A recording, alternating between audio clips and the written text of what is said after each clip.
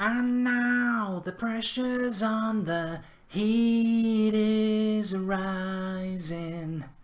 The time has come to stop apologising. Hello and welcome to the United Stand. The heat is rising.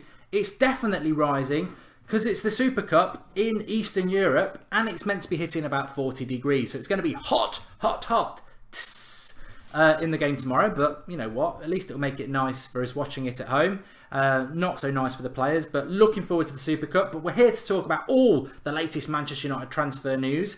And as you can see at the bottom, there are a few to talk about. Really looking forward to the middle one.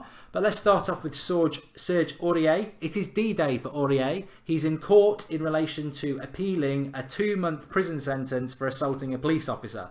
I've looked into this a little bit more over the last week, and I don't think he's going to get off with it. I don't. And in which case, that will mean passport restrictions, in which case will mean he won't be coming to Manchester United or any other club for that matter.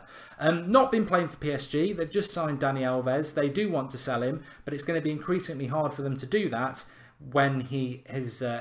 if he fails this appeal. Barcelona were interested. They bought Semedo. Obviously, City were interested. They bought 4 or 5 right backs. I'm only joking. They bought 2, didn't they? And apparently United are interested. He's a good right back.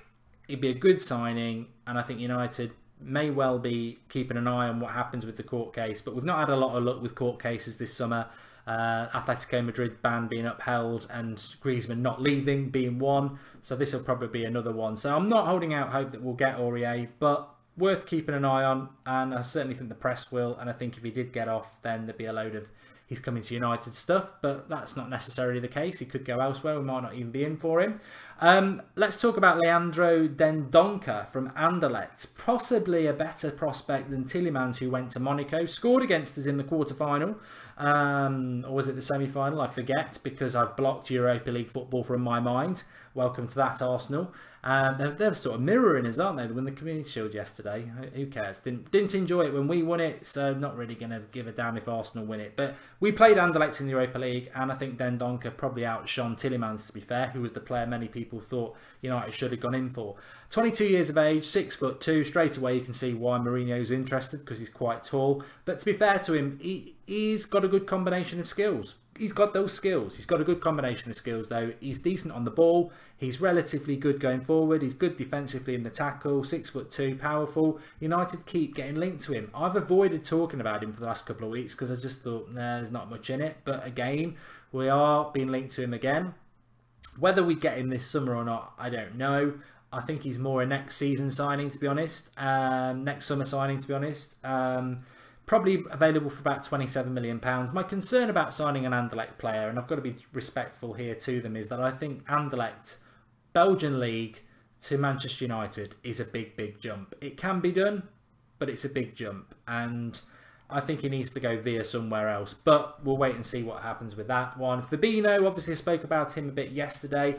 Just to add something to that, Josh Hayes, who's one of our live contributors on the live comments, he does do a lot of research, and occasionally I will spot his comment as it's whizzing down. And he did say yesterday that this Fabinho to United rumour actually did, its source is Ballon in France, which even I don't know about, and he says they're not very reliable. But we spoke about it last night because a lot of people that I find quite good sources on Twitter in relation to United were talking about it. But I put my hands up and I said, I don't know where it's come from.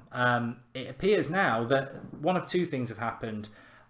Either some other outlets watched the United Stand and they've pretty much copied what we've said, or they've decided to pick up on the Ballon thing, which was way before we spoke about it. I don't know, but there are a few more people mentioning it, but I don't think there's any really good source for it.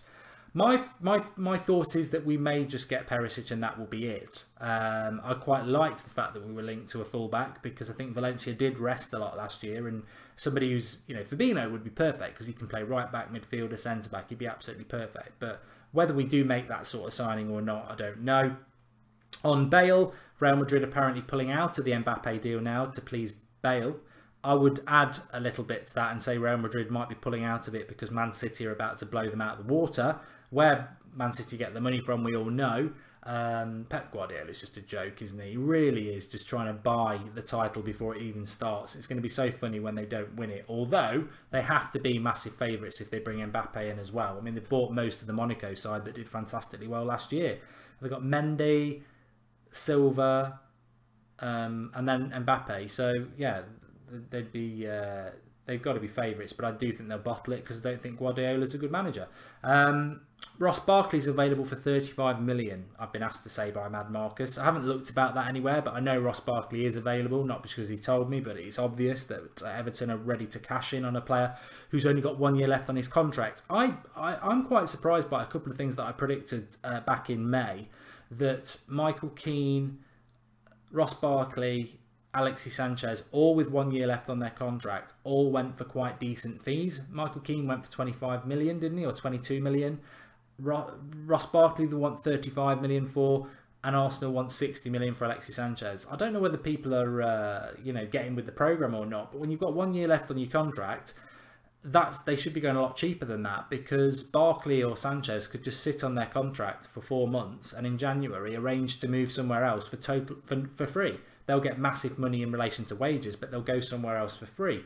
So I don't know whether that's going to sort of twist a little bit in the next few weeks, because what if Alexis Sanchez or Ross Barkley say, I want to come to United, and Arsenal say no, and they say, well, I really want to go, I'm not going anywhere else, I'm not signing a new contract, and in January I'll go for free anyway.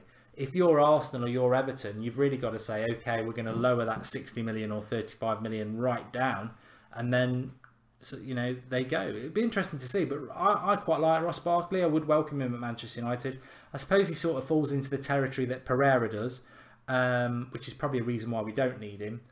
To be honest with you, as I said last night, Perisic and Aurier, or Perisic and Fabinho, I walk away from this transfer window very happy. It wasn't the transfer window I was expecting back in May, but as John Lennon said, life's what happens to you while you're busy making other plans, and it's been a dynamic and odd summer. So to come out with those two on top of the three that we've already got, I'd be very happy with that, but we'll wait and see.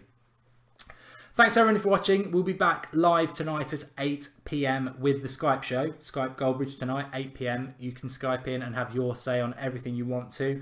Obviously, with the week ahead, we've got the watch along tomorrow with the Real Madrid game. Really looking forward to that.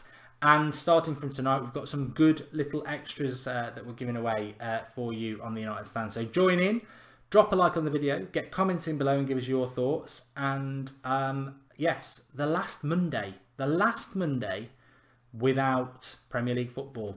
Unbelievable. It's back. This is the week. It's back and we're building towards it. And we're working really hard to get some special guests on for you later on in the week. So we'll see what happens with that. But thanks everyone for watching. Thanks for supporting the channel as I give my back a little itch. Have a good week. Have a good day. And if anything happens during the day, obviously I'll react to it. If not, I'll see you tonight at 8 PM. But thanks for watching and see you all later.